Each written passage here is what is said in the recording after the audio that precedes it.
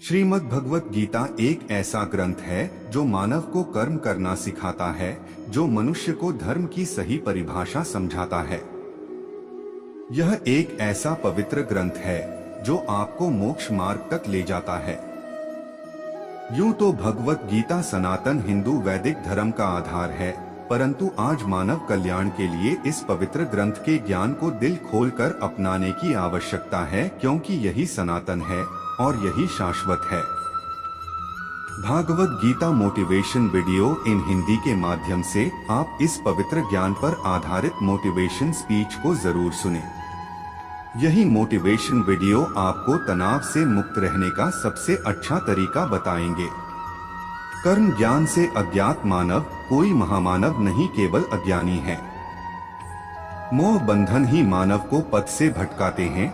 सफलता के लिए सद्मार्ग पर चलना अनिवार्य है। योगियों की भांति ही ध्यान केंद्रित करना सीखें, जहां स्वार्थ का कोई स्थान न हो। मनुष्य जैसा लेता है आहार, वैसे ही बन जाते हैं उसके विचार। सफलता उसी व्यक्ति को मिलती है जिसका स्वयं की इंद्रियों पर बस हो। यदि परिस्थितियां आपके हक में नहीं है, तो विश्वास कीजिए कुछ बेहतर आपकी तलाश में है। हर प्राणी के जीवन में परीक्षा का समय आता है। इसका अर्थ यह नहीं कि निराश हुआ जाए। दूसरे की कामयाबी से जलना क्यों है? आपका परिश्रम ही आपको सफल बनाता है। जीत हो या हार, दोनों का सम्मान करना सीखें, क्योंकि दोनों में ही ईश्वर की इच्छा होती है। मन की परेशानी या समय की हैरानी का एक ही हल है कि आप अपने सवालों के जवाबों के पीछे ऐसे पड़ जाएं, जैसे आप एक हठयोगी हो। मन को जीतने वाला व्यक्ति ही परमात्मा को प्राप्त कर सकते हैं। शांत मन से ही लक्ष्य की प्राप्ति की जाती है। मन की अशांति से मानव का पतन होता है। निस्वार्थ भाव से की गई सेवा या दान ही सात्विक गुण का आधार होता है। सात्विकता से ही संसार को ऊर्जा प्राप्त करता है।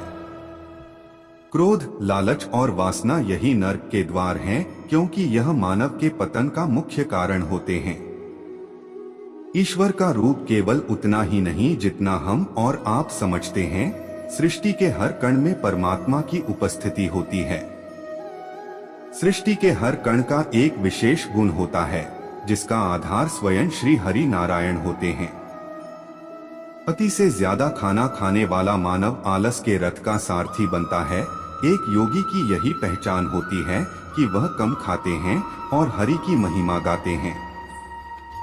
श्री कृष्ण ही तमस हैं और वही ज्ञान का प्रकाश हैं। नारायण ही सृष्टि सारी, श्री हरि ही आशाओं का आकाश हैं। जो भी भक्त हमारे इस वीडियो को देख रहे हैं, वह कृपा करके इस चैनल को सब्सक्राइब जरूर कीजिएगा। जो भी भक्त इस चैनल को सब्सक्राइब कीजिएगा, उनको और उनके परिवार को हमारी कृपा सदैव बना रहेगा। जो कार्य में निष्क्रियता और निष्क्रियता में कार्य देखता है, वह एक बुद्धिमान व्यक्ति है। मैं धरती की मधुर सुगंध हूँ। मैं अग्नि की ऊष्मा हूँ। सभी जीवित प्राणियों का जीवन और सन्यासियों का आत्मसंयम हूँ। तुम उसके लिए शोक करते हो जो शोक करने के योग्य नहीं है, और फिर भी ज्ञान की बातें करते हो। बुद्धिमान व्यक्ति ना जीवित और ना ही मृत व्यक्ति के लिए शोक करते हैं। कभी ऐसा समय नहीं था जब मैं, तुम या ये राजा महाराजा अस्तित्व में नहीं थे। ना ही भविष्य में कभी ऐसा होगा कि हमारा अस्तित्व समाप्त हो जाए। कर्म मुझे बांधता नहीं, क्योंकि मुझे कर्म के प्रतिफल की कोई इच्छा नहीं। हे अर्जुन, हम दोनों ने कई जन्म लिए हैं। मुझे याद है, लेकिन तुम्हें नहीं। वह जो वास्तविकता में मेरे उत्कृष्ट जन्म और गतिविधियों को समझता है, वह शरीर त्यागने के बाद पुनः जन्म नहीं लेता और मेरे धाम को प्राप्त होता है। अपने परम भक्तों, जो हमेशा मेरा स्मरण या एक चित्त मन से मेरा पूजन करते हैं, मैं व्यक्तिगत रूप से उनके कल्याण का उत्तरदायित्व लेता हूँ। कर्म योग वास्तव में एक परम रहस्य है। कर्म उसे नहीं बांधता जिसने काम का त्याग कर दिया है। बुद्धिमान व्यक्ति को समाज कल्याण के लिए बिना आसक्ति के काम करना चाहिए। जो व्यक्ति आध्यात्मिक जागरूकता के शिखर तक पहुंच चुके हैं, उनका मार्ग है निःस्वार्थ कर्म। जो भगवान के साथ संयोजित हो चुके हैं, उनका मार्ग है स्थिरता और शांति। यद्यपि मैं इस तंत्र का रचयिता हूँ, लेकिन सभी को यह ज्ञात होना चाहिए कि मैं कुछ नहीं करता और मैं अनंत हूँ। कठिन हालातों में भी ईश्वर पर अटूट भरोसा बनाकर रखें। एक अत्यंत गरीब महिला थी जो भगवान श्री कृष्ण पर अटूट विश्वास करती थी। एक बार उसकी स्थिति बेहद दयनीय हो गई। घर में खाने पीने के लिए कुछ नहीं था। कई दिनों से परिवार भूखा था। परिवार की ये हालत उससे देखी नहीं जा रही थी। फिर एक दिन उसने अपनी व्यथा रेडियो के माध्यम से भगवान श्री कृष्ण तक पहुंचाई और उनसे मदद करने की विनती की। रेडियो का वो प्रसारण एक घमंडी नास्तिक और अहंकारी उद्योगपति ने सुना और उसने सोचा कि क्यों न इस महिला के साथ कुछ ऐसा मजाक किया जाए कि उसकी श्री कृष्ण के प्रति आस्था ही डगमगा जाए। उसने अपने सेक्रेटरी को कहा कि ढेर सारा खाना और महीने भर का राशन उस महिला के घर पर देकर आओ, और जब वो महिला पूछे कि ये किसने भेजा है तो कह देना कि शैतान ने भेजा है। जब सेक्रेटरी महिला के पास सामान पहुंचाने गई तो पहले उसके परिवार ने तृप्त होकर भोजन किया। फिर वो सारा राशन अलमारी में रखने लगी।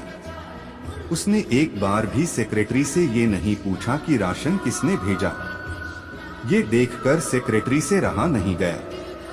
तब उसने महिला से कहा कि क्या आपको इस बात की कोई उत्सुकता नहीं है कि ये राशन आपके पास किसने भेजा है?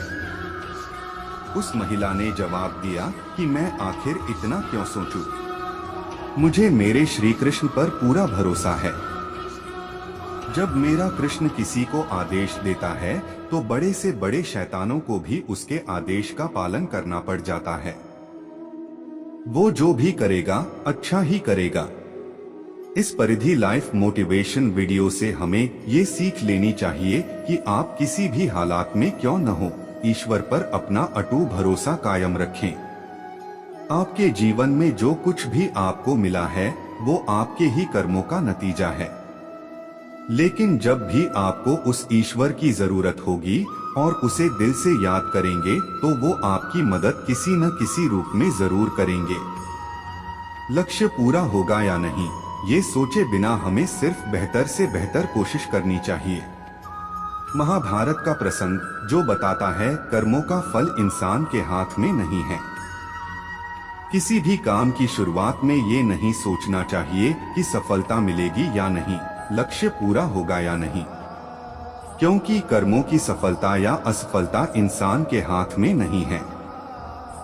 महाभारत में श्री कृष्ण ने अर्जुन को यही उपदेश दिया था कि तुम सिर्फ कर्म करो, फल की इच्छा मत करो। जो लोग धर्म के अनुसार कर्म करते हैं उन्हें सफलता जरूर मिलती है। ये बात महाभारत के एक प्रसंग से समझ सकते हैं। श्री कृष्ण ने अर्जुन को समझाया, तुम सिर्फ बेहतर कोशिश करो। दुर्योधन सभी पांडवों को मार देना चाहता था, इसीलिए उसने लाक्षागृह में पांडवों को मारने की योजना बनाई। लाक्षागृह के षड्यंत्र से किसी तरह सभी पांडव बच गए और वेश बदलकर वन में रहने लगे। उस समय राजा द्रुपद ने राजकुमारी द्रौपदी का स्वयंवर आयोजित किया था। इस आयोजन में पांडव में भी ब्राह्मणों के वेश में पहुंच गए। स्वयंवर में श्री कृष्ण भी मौजूद थे और वे ब्राह्मण रूप में सभी पांडवों को पहचान गए। स्वयंवर में शर्त रखी गई थी कि योद्धा को भूमि पर रखे पानी में देखकर छत पर घूम रही मछली की आंख पर निशाना लगाना है। जो योद्धा इस शर्त को पूरी कर देता उससे द्रौपदी का विवाह होना था। जब अर्जुन इस प्रतियोगिता में शामिल होने पहुंचे तो श्री कृष्ण ने उन्हें समझाया कि मछली की आंख में निशाना कैसे लगाना है। श्री कृष्ण ने अर्जुन को पूरी विधि समझा दी। श्री कृष्ण की बातें सुनकर अर्जुन ने कहा कि अगर सब कुछ मुझे ही करना है तो आपकी क्या जरूरत है। श्री कृष्ण बोले कि तुम सिर्फ वह करो जो तुम्हारे वश में है और मैं वह करूंगा जो तुम्हारे वश में नहीं है, यानी मैं हिलते हुए पानी को स्थिर करूंगा। ताकि तुम्हें निशाना लगाने में परेशानी न हो। तुम सिर्फ बेहतर से बेहतर करने की कोशिश करो। श्री कृष्ण की बात मानकर अर्जुन ने बेहतर कोशिश की और उसने मछली की आंख में निशाना लगा दिया। इस प्रसंग की सीख यह है कि हमें अच्छी से अच्छी कोशिश करनी चाहिए। कर्म करते समय फल की इच्छा नहीं करनी चाहिए। अगर फल हमारे पक्ष में नहीं आता है तो निराशा का सामना करना पड़ता है। अपना काम पूरी ईमानदारी से करेंगे तो सफलता जरूर मिलती है। रुकिए, जो भी भक्त इस वीडियो को देख रहे हैं वह इस चैनल को जरूर सब्सक्राइब कर लीजिए। हमारी कृपा आप पर बनी रहेगी और आपका मनोकामना जरूर पूर्ण होगा।